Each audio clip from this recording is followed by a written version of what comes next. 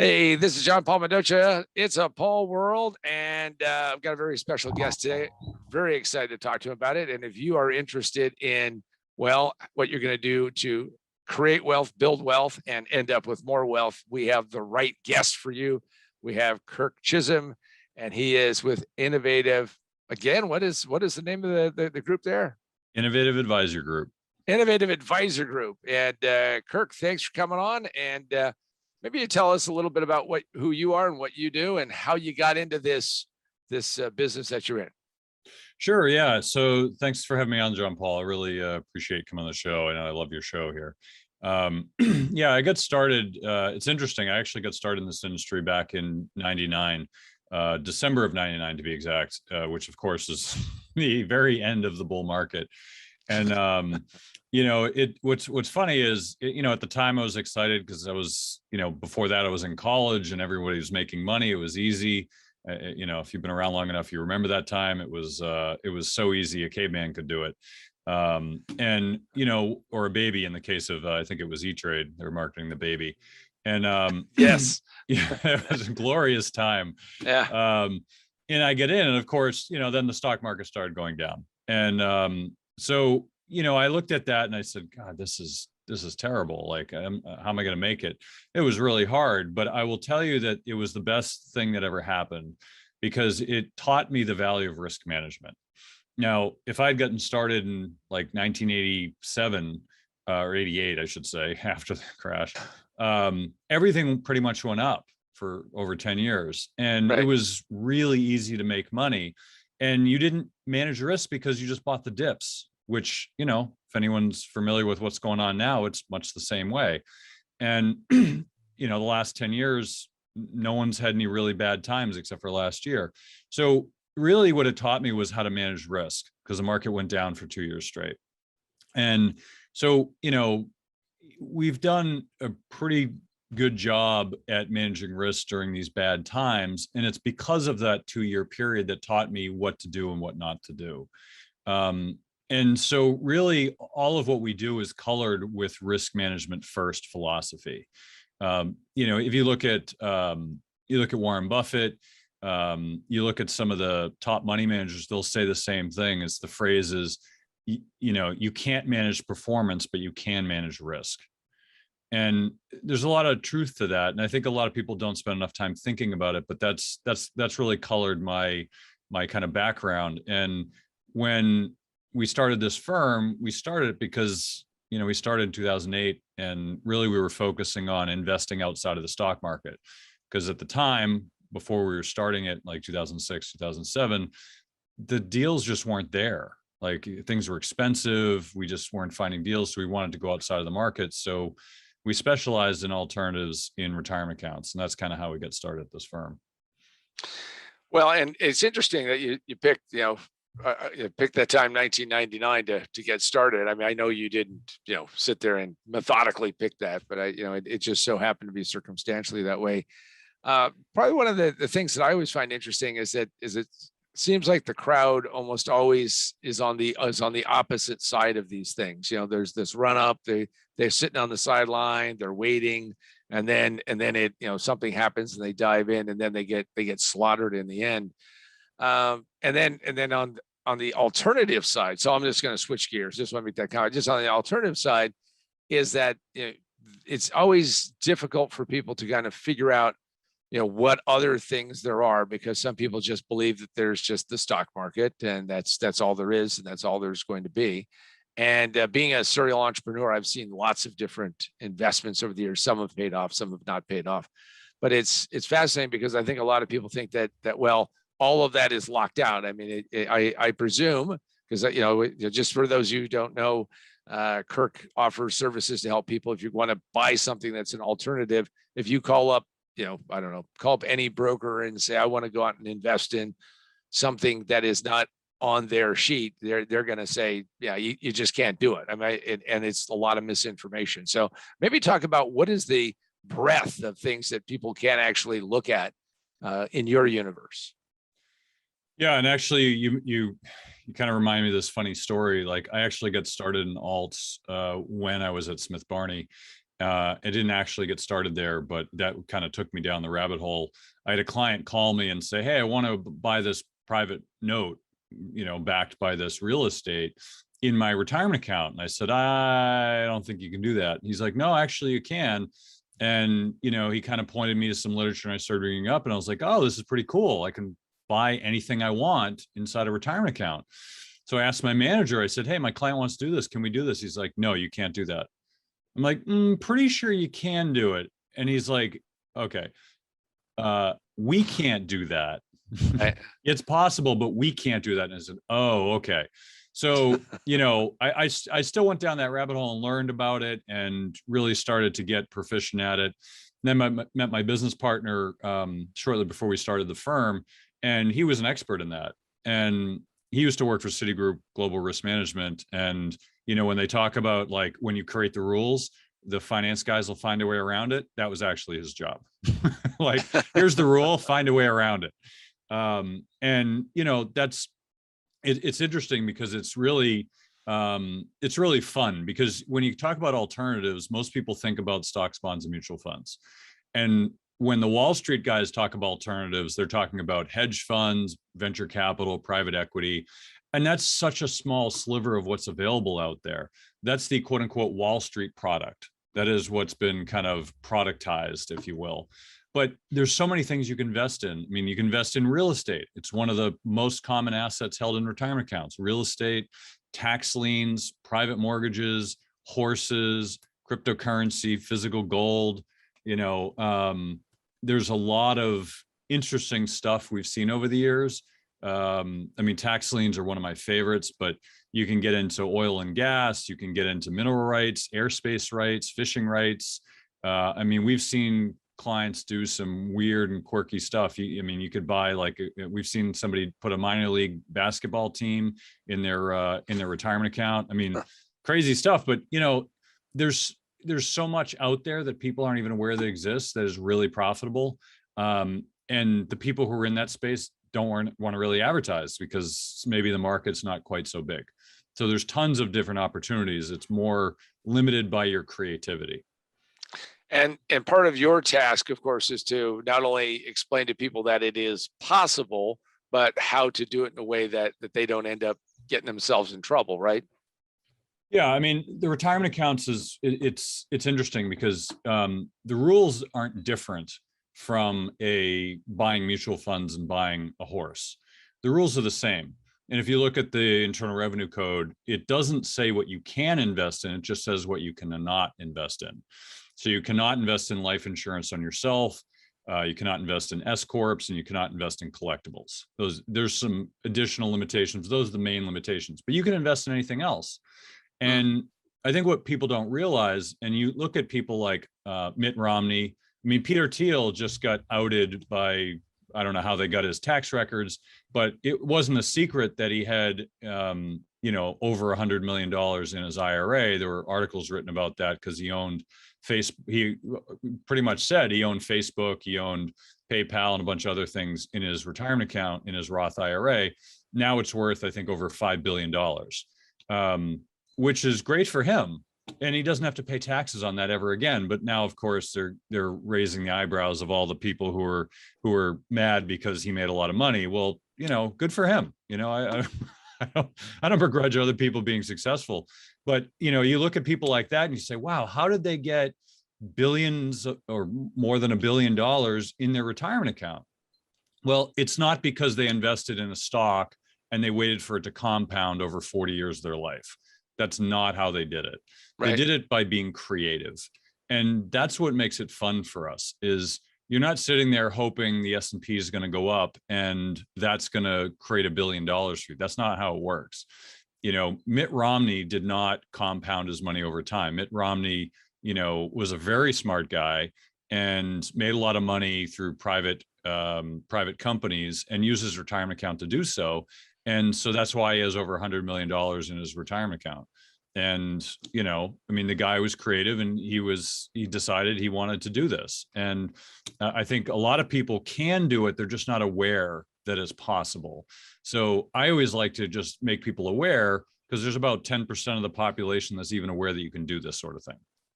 So part of your mission is of course to spread the word, tell people what is possible, but not only to open their eyes, but to help guide them or help be there as an advisor. So talk to a little bit about what you can help people do.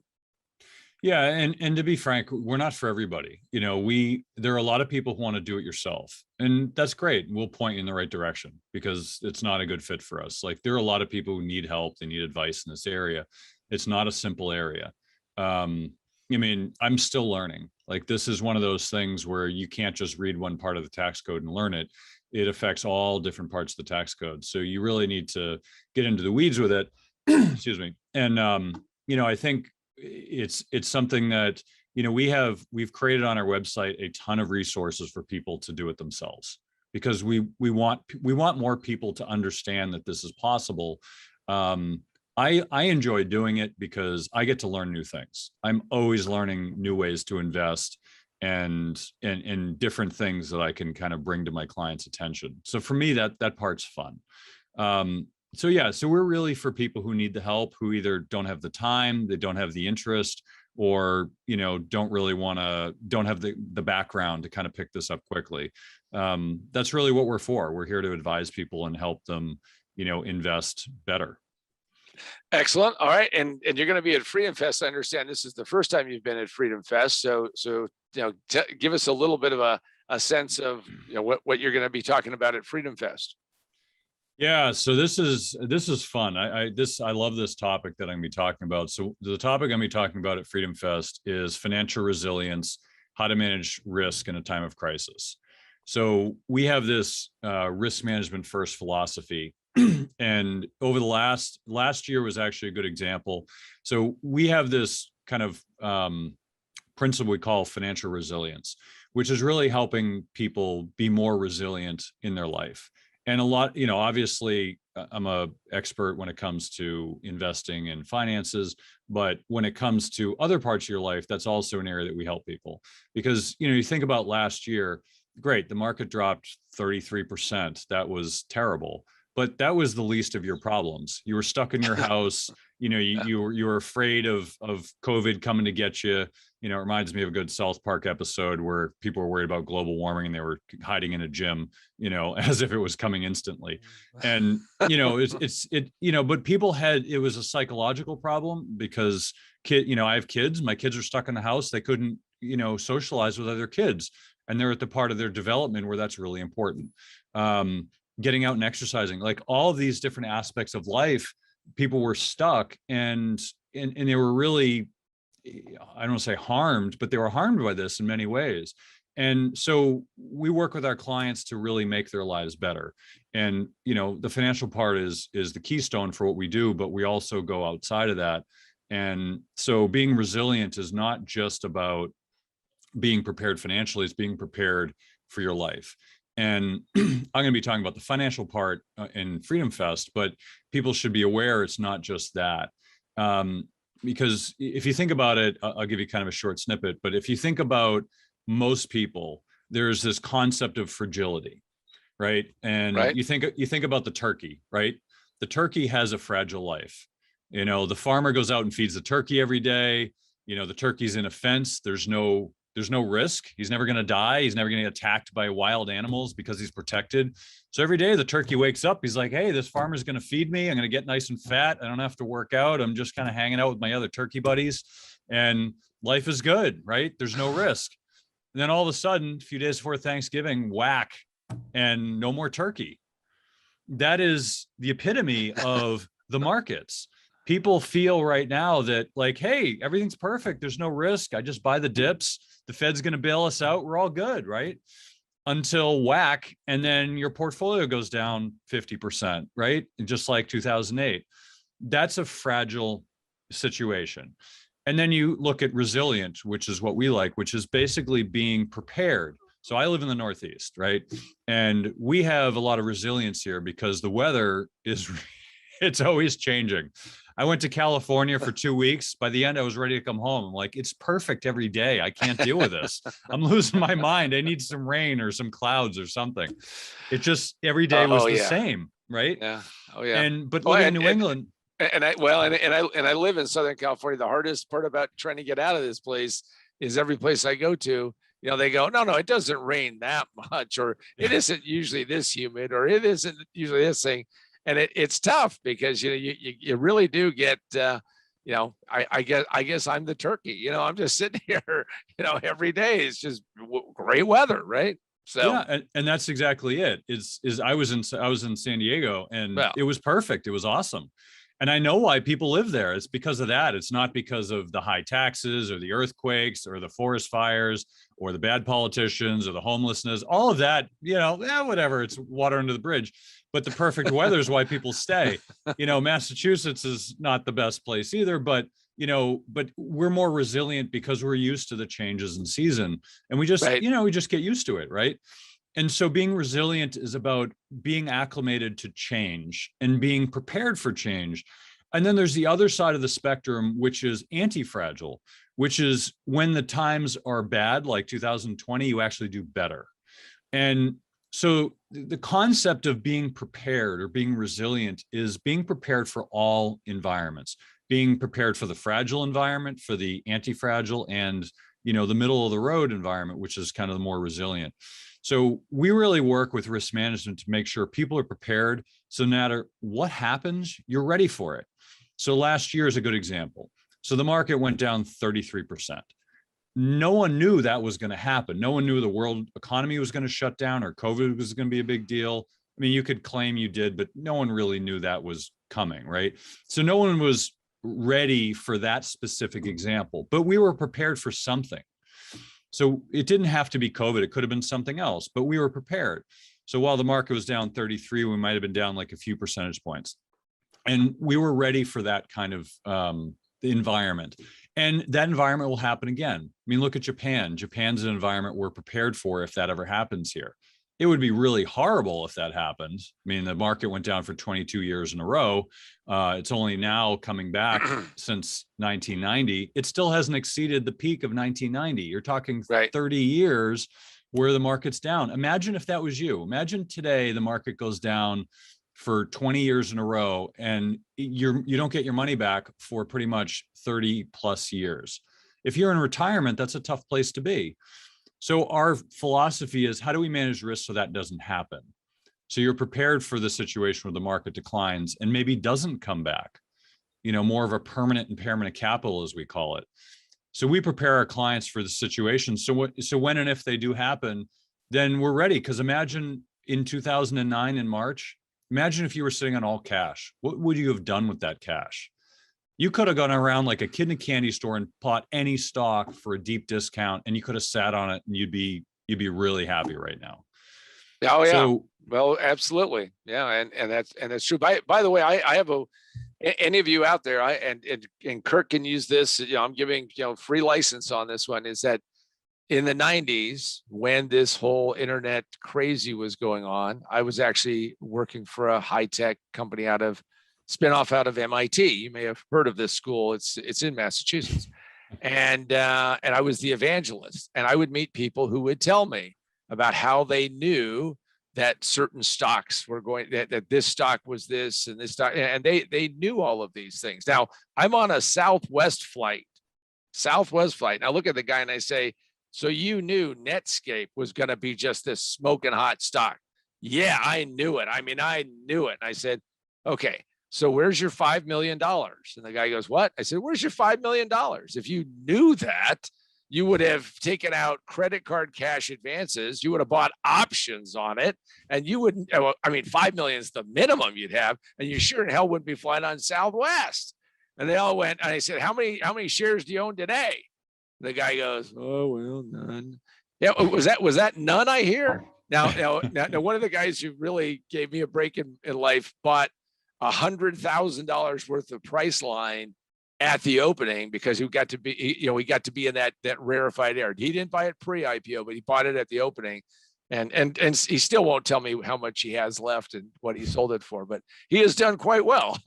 So some people had that figured out, but it sounds like what you're talking about is that, you don't anticipate people are going to win that lottery, and you're going to help make sure that no matter what happens to the market, they have a better position. What I would call, I mean, you call it resilience. In my world, what I tell my clients, because I do consulting in business, is I talk about building a defensible position. I like resilience. I think that the two we'd agree more than we'd not.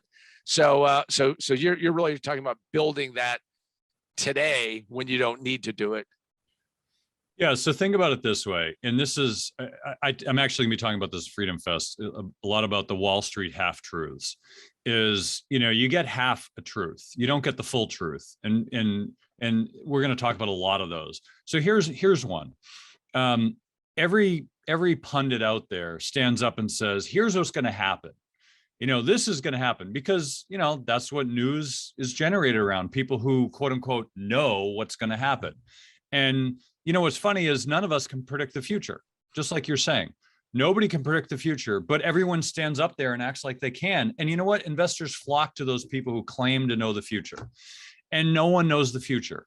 So this comes back to the point: is you can't predict the future, but you can manage risk, right? You can't predict performance, but you can manage risk. That is something you can predict, you can plan for, and you can, to the penny. I could tell you to the penny what's the most amount you could lose if that was our goal. But you can't predict what the market's going to do. No one has a clue. And so, there's all these kind of competing philosophies. People are like, well, you can't know what's going to happen, so you just buy and hold, or I call it buy and hope. And that philosophy worked in the 80s and 90s. And it's worked in the last, 12 years. It doesn't always work. It didn't work from 2000 to 2013. It didn't work in that environment. Right. You actually, from 2000 to 2013, you actually were in the Japan scenario. You had actually lost money from 2000. You didn't actually make it back until 2013. That's when you kind of broke even. So if you think about like the truth of it all, like it's not about it's about managing the risk. It's not predicting the future. But everyone's flocking towards people to predict the future, and everyone claims to. It's nonsense. And even you can even look at the SEC, who has it makes everybody have this disclaimer: its past performance is no indication of future results. But what's funny about that disclaimer? It's usually attached to a chart that says, here's my performance over the last 10 years. Look at this chart. This chart is my awesome performance, as if that's going to indicate future results. So they let you do that, but they also put, no, this is not an indication of future results. So it's not the SEC's fault, but it's hypocrisy in Wall Street that this is even allowed to happen. Because if you think about it, great, you have this great performance, but what does that mean if the markets change? It doesn't mean anything. Right. And it's usually the great performance is usually right preceding the fall, when they start underperforming for decades. So one thing that I find hilarious is Morningstar. So Morningstar has these 1 to 5 star ratings for funds. Well, did you know that 2-star funds outperform 5-star funds? It's historically the way it works, because the 5-star funds mean you've done really well, and most likely you're going to start underperform now. And the 2-star funds have underperformed, so they're going to start to outperform, because as the market goes in trends, it fluctuates between on and off trends. Well, the off trend it's a 2-star because it's off trend. It's not doing well, but at some point it'll be on and they'll start to do really well. So that's kind of the secret they don't advertise, but the 2-star funds have outperformed 5-star funds for a long time. So if Kirk hasn't convinced you that you should be in his session, I think if you're a serious investor, if you're somebody who wants to know about money and financial resiliency, as he describes it, I would highly recommend that you attend his session at Freedom Fest. And what we're going to do now is we're going to talk a little bit about why you should be at Freedom Fest, July 21st to the 24th in Rapid City, South Dakota, because it is and this is Kirk's first time, so we will be gentle. It is an eclectic group. It is a unique group. It's a fun group. And Kirk, are you going? You guys have? So I know you have a speaking slot, and how else are you going to have a booth? Are you going to be available? What's Actually, I got 2 speaking slots. So I'm going to be talking about financial resilience, but I'm actually a part of the gold versus Bitcoin debate. I'm on Team Gold for reference, but okay. I also approve of Bitcoin, but not during the debate. And we've actually done this debate a few times with this crew. It's a great crew. And I would say you don't want to miss that debate. It's going to be a lot of fun. And I do have a booth there, but I'll be around. I'll be easy to find. So yeah, you can definitely find me pretty easy there. Well, yeah, and you can, the beauty of Freedom Fest, you can walk up, you can talk to people, you can ask them lots of questions. As you can tell, Kirk is an even keeled kind of guy. Does not present himself as an overhyped person, which is, sometimes difficult because, that there are people who are selling who knows what. So I just recommend that you go check that out. And what I want to do right now is tell each and every one of you that, you should definitely think and make it a point to make it to Freedom Fest 2021. Now, I'm going to give everybody directions on how to get there. And this, especially if you live in the US. So the first thing you do is you locate Interstate 90. Now, Kirk, I think that you probably are pretty close to Interstate 90 because you're in Massachusetts. For those of you who cannot locate Interstate 90 or understand the interstate highway system, go find your fourth grade teacher, get a refund. Anyway, if in fact you have a map and you understand, get on Interstate 90. And if you're east of Rapid City, head west until you get to the wide spot in the road in South Dakota. That will be Rapid City, South Dakota. If you are west, do the opposite, head east, and you'll run into that. Be there July 21st to the 24th. And I would highly recommend that you go and stop by, see Kirk Chisholm and his company. Go talk to him, ask any questions that you want. Within reason. And I'm sure that he and his team will be able to answer it. Kirk, any last words before we wrap up? I really appreciate you spending some time with us today. Yeah, I appreciate you having me on the show. One other thing we're going to be talking about, which is a big topic, is inflation. Inflation is going to be a big topic, and we're talking about in my session as well. I know everyone's kind of two minds about it. I actually think it's a great topic to dig into, and I think we have a very clear opinion on it that's very different from everybody else I've heard. Well, just leave it as a tease because don't give away all of it. So I won't. I'll keep it there. I'll leave. But yeah, if people want to find more about me, you can go to our website. We have a lot of resources. I write all the blog posts there. It's innovativewealth.com. And I have a podcast, Money Tree Podcast, which we talk about topics like this every week. So you can find me about there too. And I'm pretty easy to find online. So go to Innovative Wealth. That's all one word, innovativewealth.com, and check it out. And today our guest has been Kirk Chisholm, and some very interesting ideas, some good concepts. I like the idea of managing risk. From my experience of gambling professionally for 4 years, the difference between people who actually make money gambling and everyone else is that you understand that you're always battling risk. That's what you're battling. You're never battling what you're going to win.